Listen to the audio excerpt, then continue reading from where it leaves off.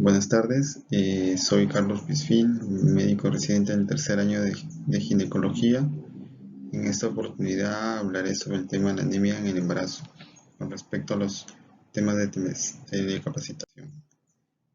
Bueno, como bien se sabe, la anemia es un motivo de preocupación tanto a nivel social como de salud.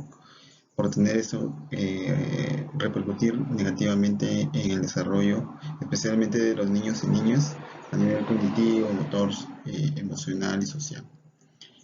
Porque esta patología afecta especialmente a las personas que están en mayor crecimiento y estimulación celular, ¿no? Y diferenciación celular a nivel cerebral, especialmente en los 2 primeros años y durante la gestación.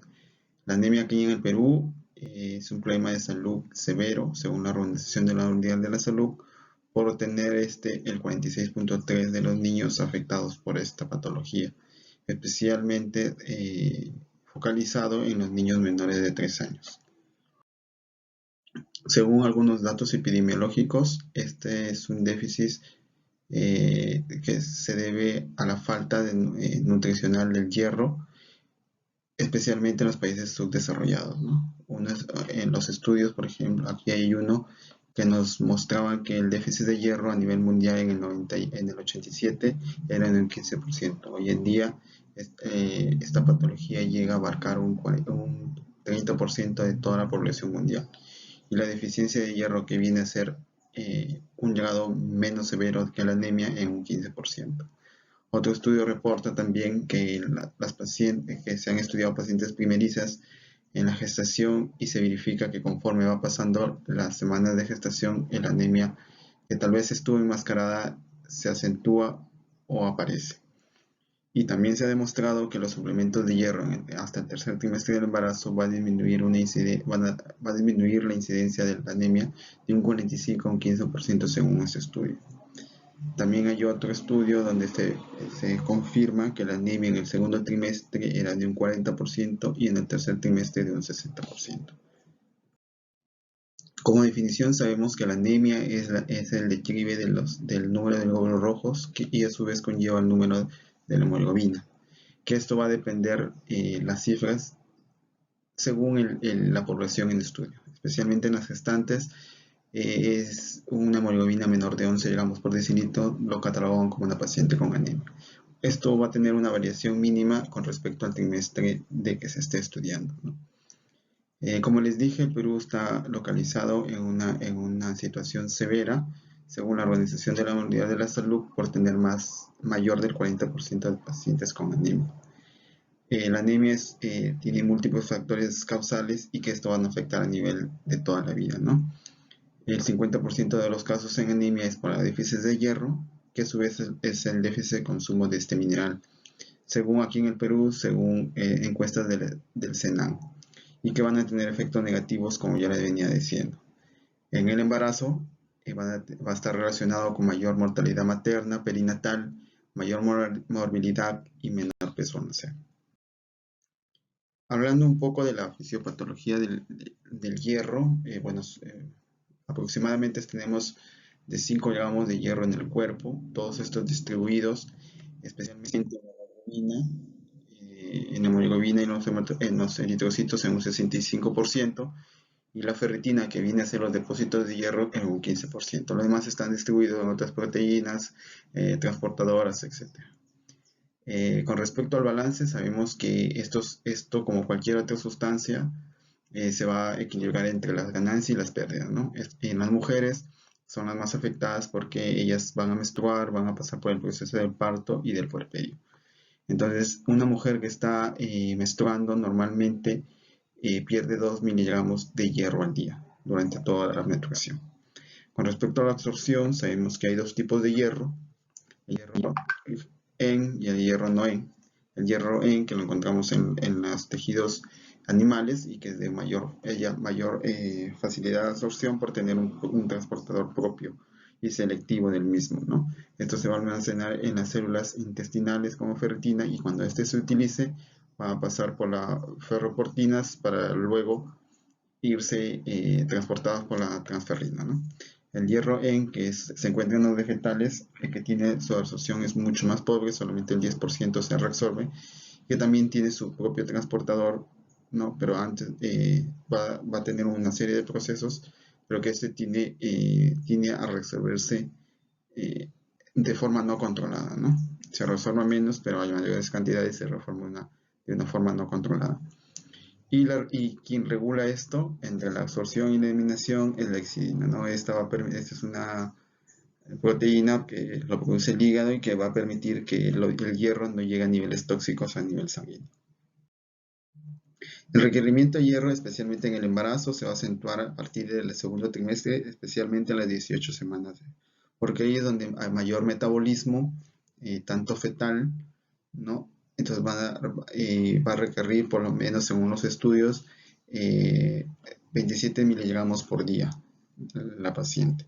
Con respecto a la absorción trofoblástica, es la similar que se efectúa ahí en el intestino.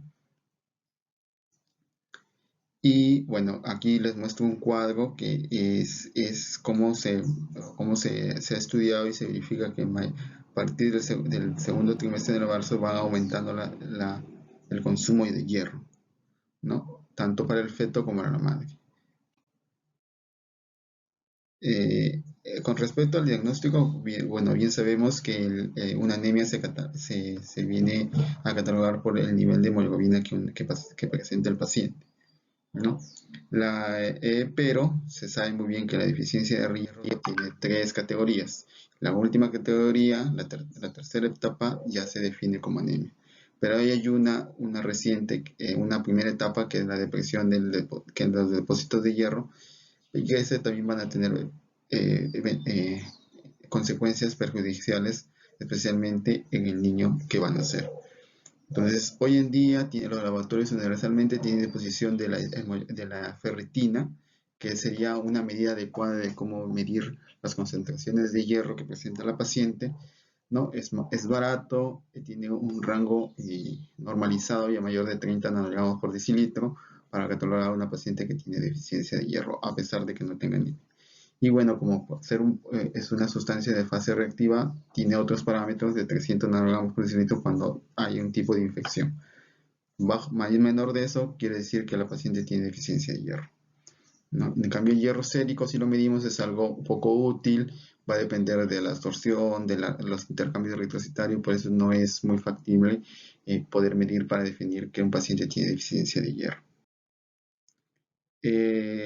¿Por qué hay deficiencia de hierro en el embarazo? Pues hay múltiples causas, por el déficit de ingesta, a veces no hay para la carne, para el pollo, las verduras muy escasas, o a veces consumimos esas sustancias, ¿no? Esos alimentos, pero lo combinamos de forma errónea con otras sustancias que no van a permitir la resorción del hierro, por ejemplo, el café, los taninos, ¿no? Los citratos, y bueno, especialmente en las mujeres, porque la menstruación, el parto van a conllevar a que tal vez una anemia oculta se exacerbe, ¿no? Y bueno, hay otras condiciones también, como como las enfermedades reumatológicas, crónicas, que van a impedir un intercambio adecuado y la demanda que lo lleva, por ejemplo, el embarazo, ¿no? Al tener mayor demanda y también a la paciente al presentar la anemia disfuncional, que es una forma de cómo se protege de las hemorragias, esto también va a acentuar si la paciente presenta un tipo de deficiencia de hierro, ¿no? ¿Y qué consecuencias van a tener esta deficiencia de hierro? Pues sabemos que durante el desarrollo fetal existen tres fenómenos fisiológicos. El primero, que es una etapa de conservación, una diferenciación y un crecimiento. Todas estas etapas van a requerir energía para poder subsistir y poder llevarse una tras otra a cabo. Entonces, esto se va a manifestar de la siguiente manera. Como ya sabemos, la anemia en cualquier paciente ya catalogado con esta patología presenta síntomas generales: fatiga, cansancio, déficit del colágeno en las uñas, etcétera, ¿no?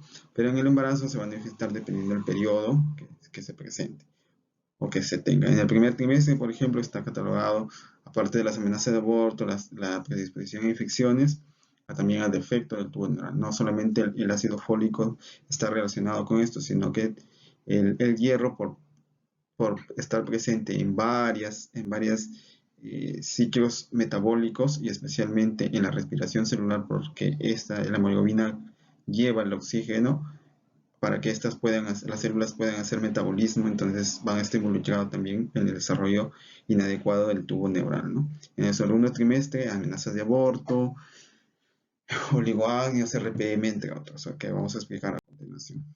Entonces, ¿cómo se explica que en el primer trimestre hay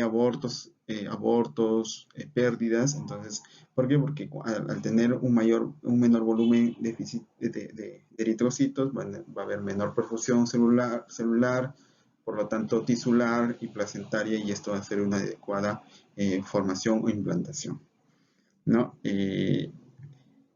También la Organización Mundial de la Salud nos dice que está relacionado a mayor muerte materna, ¿no? Y que también está relacionado a que haya mayor tipo de transfusión, sexis prenatal y perinatal, ¿no? Eh, con respecto también al desarrollo cerebral, porque necesitamos, para tener células, tener mayores neuronas, y para que éstas puedan metabolizar adecuadamente o se puedan mielinizar, necesitamos de energía, y la energía se lleva a cabo con ayuda del oxígeno. Y si hay poco oxígeno es porque está baja la hemoglobina. Entonces tiene una relación causa-efecto. Entonces, si esto se lleva a cabo en todos los periodos del embarazo, pues van a haber déficits de la formación de neurotransmisores, déficits del desarrollo neuronal, de la mielinización, y esto nos va a conllevar a ciertas patologías como el autismo, la esquizofrenia, entre otras patologías, alteración del aprendizaje, entre otras. Esto también va a afectar, como está afectado la producción de proteínas y a su vez la producción de ADN, va a afectar una forma epigenética. Esto quiere decir que los déficits que se producen de una generación pasada van a afectar a las siguientes generaciones. Entonces, por eso la importancia de aquí de erradicar de raíz la anemia aquí en el Perú y en cualquier parte del mundo. Entonces, como les venía diciendo, la menor producción de energía sí está de la mano por la eh, eh, menor carga de oxígeno que lleva la hemoglobina baja, ¿no? Entonces, esto va a llevar al menor crecimiento, tanto fetal como placentario, y esto se va a manifestar de alguna u otra forma, un peso menor al nacer, o tal vez un RCU, por lo que el embarazo conlleva o requiere mayor cantidad de energía y mayor cantidad de producción de la misma, entonces por ser un estado anabólico, ¿no? Por estar todas las hormonas involucradas, necesitan mayor cantidad de energía, mayor cantidad de oxígeno, y por eso la anemia es perjudicial durante el embarazo. Con respecto a los trastornos hipertensivos, también se ven agravados con la anemia, porque el trastorno hipertensivo de por sí es una patología que produce vasoconstricción, produce infartos, placentas pequeñas, déficits en la disminución de oxígeno al feto. Esto va a conllevar a un metabolismo anabólico, que a su vez va a llevar a una acidosis, a sufrimiento fetal e incluso a muerte perinatal, ¿no? Con respecto a la placenta, al ver menor producción de células placentarias, la placenta va a ser muy, muy pequeña, entonces, y esta sabemos que produce progesterona. Al estar esta disminuida, esto va a permitir o se va a desencadenar tal vez un parto pretérmino. Y si existe una infección, o una infección urinaria especialmente, entonces no va a poder contrarrestar la producción déficit de progesterona, ¿no? Ahora, ¿y cómo podemos ayudar a los pacientes nosotros de los de especialidad para poder de alguna forma corregir?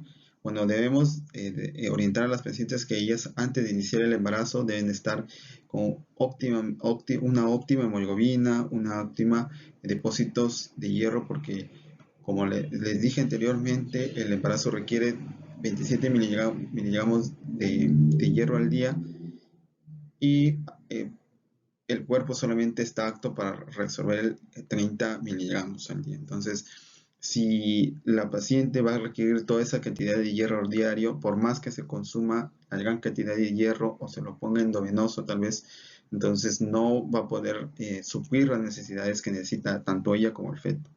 Entonces, a las pacientes se debe orientar que desde mucho más antes ellas deben de prepararse por lo menos anticipado por lo menos 6 meses, así como el ácido fólico, con suplementos vitamínicos o con alimentos ricos en hierro, especialmente de origen animal, la sangrecita de pollo, de origen vegetal, las habas especialmente, las lentejas, entre otros, ¿no? Y también recalcarles que no deben de combinarlos con ciertas sustancias como el café, el té, ¿no? La leche, porque estos van a formar quelatos y no van a permitir la absorción adecuada del hierro.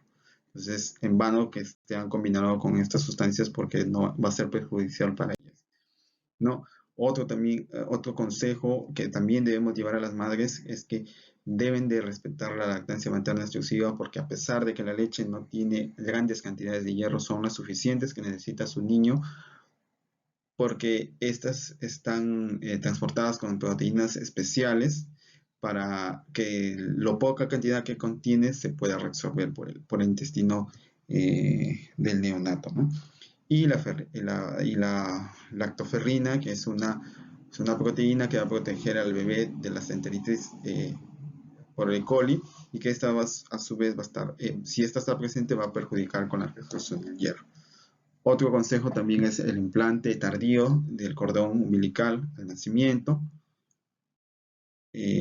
A las pacientes, como especialmente nosotros, debemos de tomarles siempre controles de depósitos de hierro en el primero, segundo y tercer trimestre y posparto también, para ver si de alguna forma la paciente queda con anemia y estas corregirlo lo más antes posible para que en su nueva gestación o nuevo embarazo que ellas planifiquen no lleguen o no lleguen anémicas y que esto nunca se haya corregido, ¿no?